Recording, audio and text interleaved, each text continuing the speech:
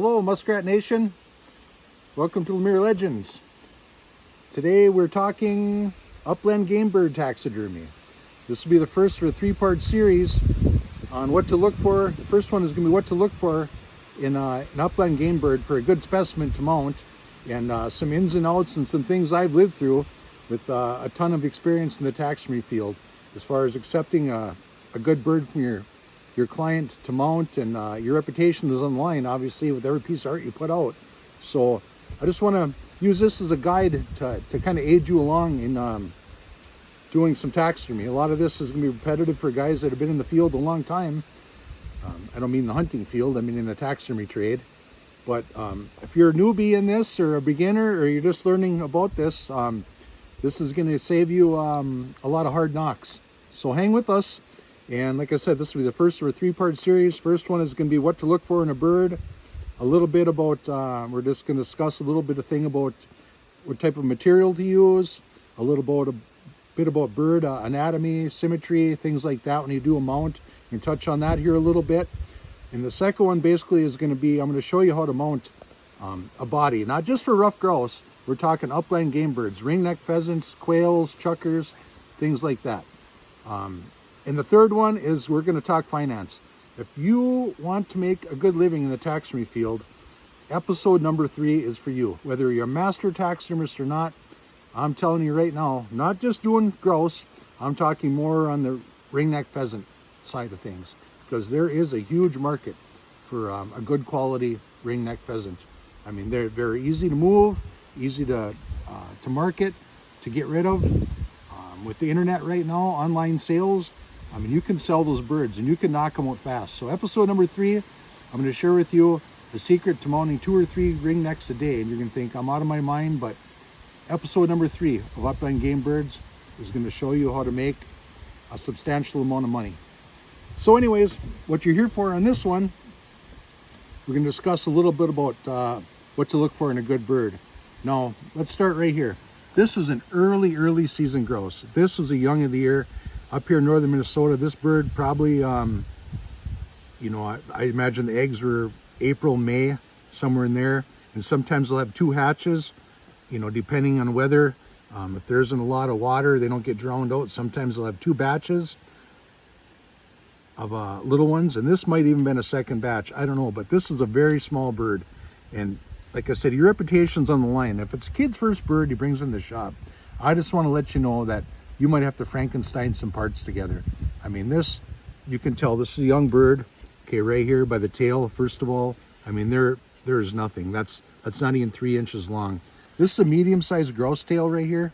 And it's got it pinned down because we're outside and it's a little bit windy. So trying to anchor things down here. But I mean, this is a younger bird, I mean, maybe a mature bird, but you can see, I mean, it's not a monster male by any means, but it was a decent sized grouse, and you can see the difference in the tail.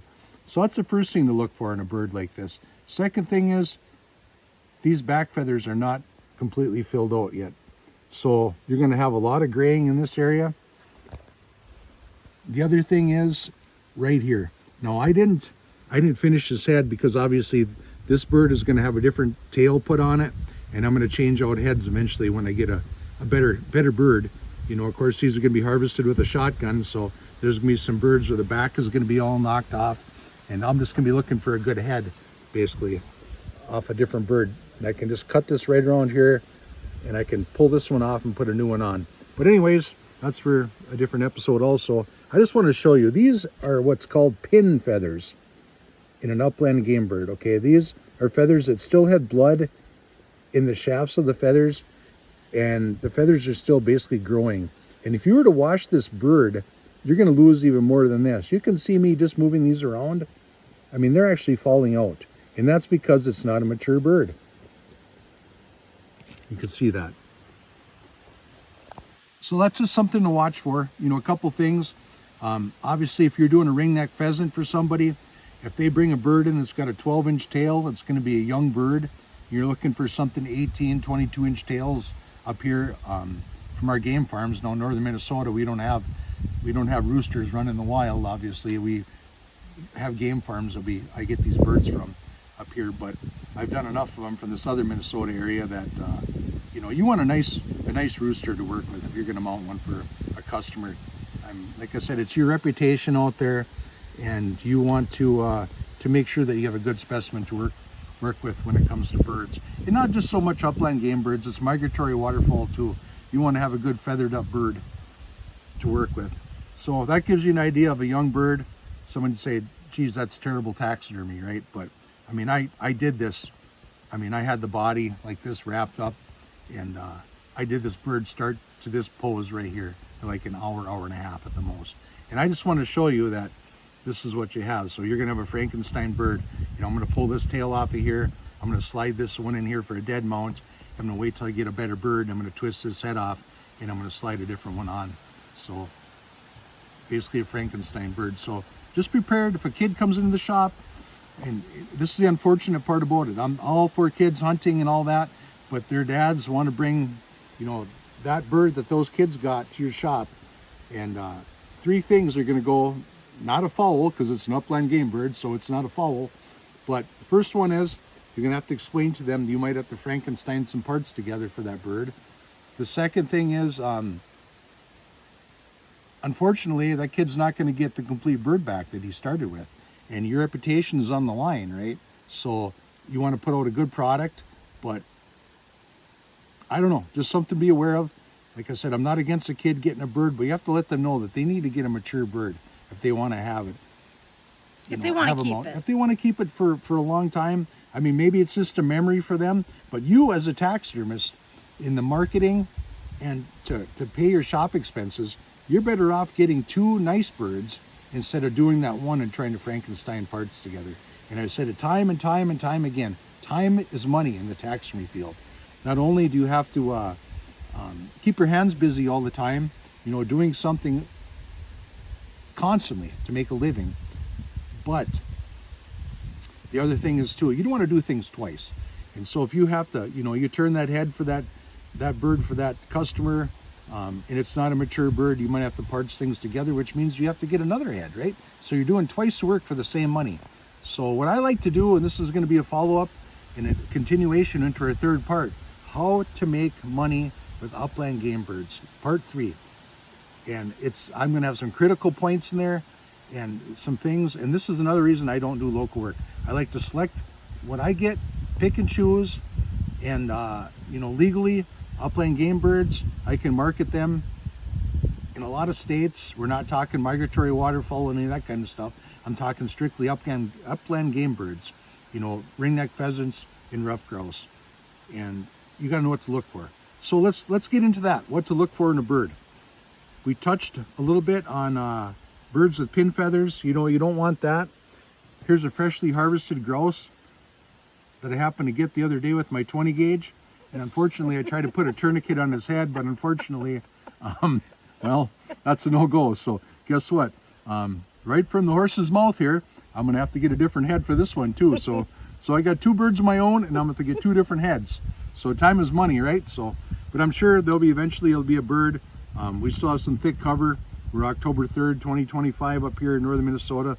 Leaves are starting to fall, but a lot of these birds, when you see them, they're close. When they bust from the thicket, I mean, they're at close range. So, and that's just what a shotgun does. So I'm sure the next week or so, I'm going to get a couple of heads for these 2 birds. But this was a nice male. Now, if you're talking bird taxidermy, and I'm not a bird biologist by any means, but I know quite a bit about birds. Long-going study in the art of birds, anatomy, symmetry, things like that. This is what this 90% is a male grouse. You can see by the nice ruffs this bird has, right here probably. And then they also say, some talk here is these feathers right here, whether you have a broken band or a continuation of the band. Now this is pretty much a continuation of the band. Okay, so another good observation that this is a male right in here. You can see that band all flows uniform. Now this one here, we got some discoloration right in here. Probably a female grouse. Not certain. From what I've read and what I've seen and heard from other biologists, is the only way to tell on a grouse its sex is if you actually do some dissection on the internal organs and you can sex your bird that way. So, but anyhow, this is probably a male grouse. We're talking taxidermy here. We're not talking bird biology. We're here to show you how to cut your losses, save you a lot of time, a lot of heartaches, and be profitable in the taxidermy industry and keep your head above water and keep that good reputation. So that's what I'm here trying to help you out with. So we got a nice tail.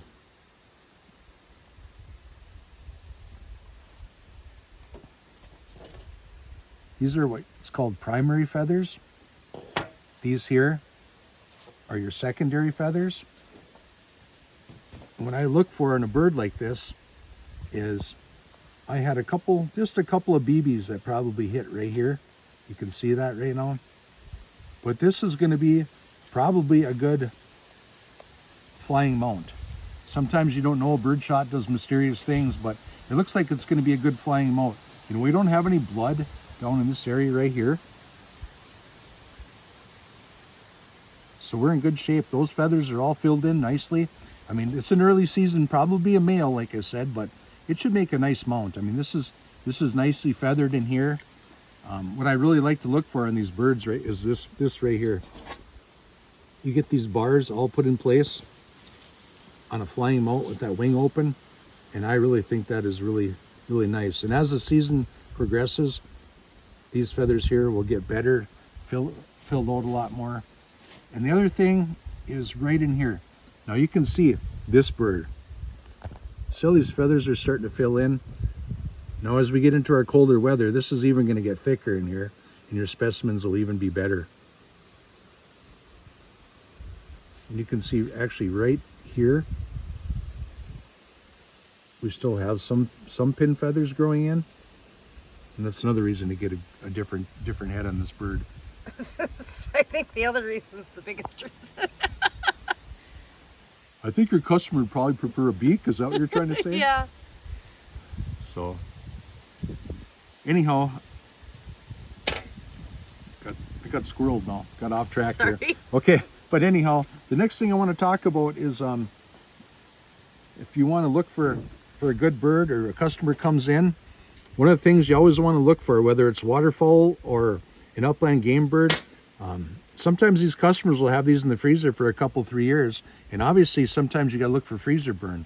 Another thing, you can see this is a fresh bird. Okay, you see how when this is thawed out, you see how flexible this is? If this bird had been in the freezer for a couple, 3 years, these things are going to get pretty decrepit and stiff. You'll be able to tell. Even on migratory waterfowl, a lot of times you can tell by the webbing how long that bird has been in the freezer.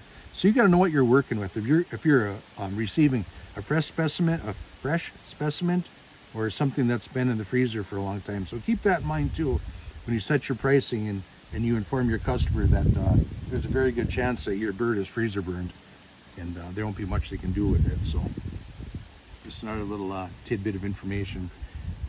Another piece of information, and I think the person that created this word, I really think he had a village in Lord of the Rings next to the Shire.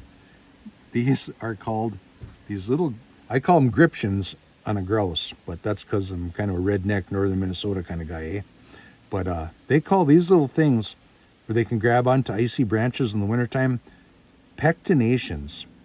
Like I said, pectinations. It sounds like something from The Hobbit, the Shire, right? I don't know. Maybe that's just me. Don't get out much. But anyhow, as the season progresses, these will actually get a lot longer. Now these are probably an 1/8 inch, maybe 1/4 inch, and these will grow out to 3/8 of an inch or better. So you can tell that's another good reason, another way of showing if you got a mature bird or not.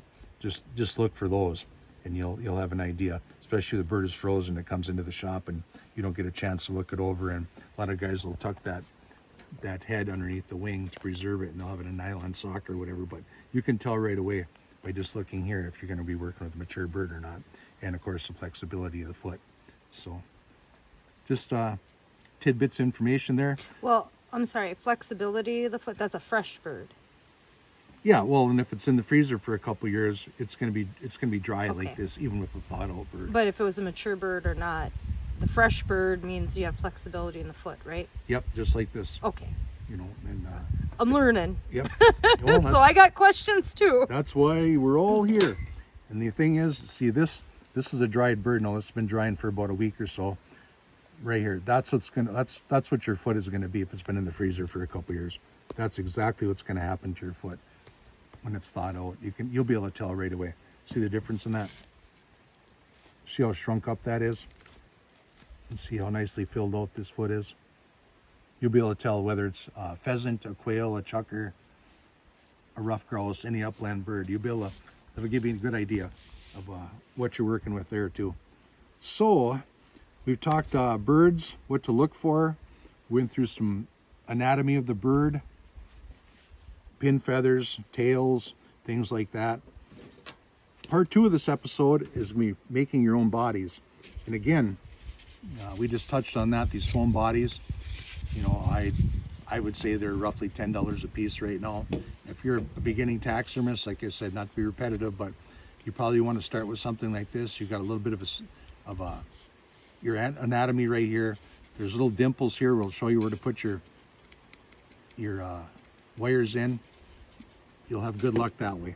But if you have experience and you're in this to make money, this is called wood wool or Excelsior. It's available Amazon, a lot of different supply companies. Part 2 of this, I'll show you how to wrap this body for a rough grouse for like $1, and it'll take you 5, maybe 10 minutes by the time you put your wire in there, and we'll touch on that. And if you want to do a quail, like bobwhite quail, things like that, 50 cents, 75 cents. Chuckers, roughly the same size as this grouse. Pheasants are a little more time consuming. What do I do on a pheasant is if this were a pheasant mannequin, obviously we're gonna be a lot longer and a lot fuller this way. We're gonna have a longer wire here, and what I do is I actually wrap out of this wood wool. I wrap my my neck out of wood wool for a pheasant. So we got $1 or $2 into it that way. But that's gonna be in part 2. So catch up on that one. Please like, share, subscribe. I hope this helped you out. Good luck hunting. Was not talking negative at all about bringing a kid out there. Please do it. Keep the tradition alive. But as a taxidermist, I just want to touch on that a little bit. I don't want to come off wrong on that. I apologize. Didn't mean to be mean or cruel to anybody out there for bringing a kid out. And he's excited to get that mount in. But you as a taxidermist and an artist, I just wanted to bring that into view. I've been stung 2-3 times on that. And I always know that the kid went with a smile on his face. But on the other side of it, business aspect wise, I could have probably did 3 or 4 birds by the time I did that one bird for that youngster who got his first bird. Is proud of it. Something to keep in mind is all I want to go with. And be safe out there. Yep, be safe. Wear your orange. Yeah, wear your orange. Good luck. We'll catch you on part 2.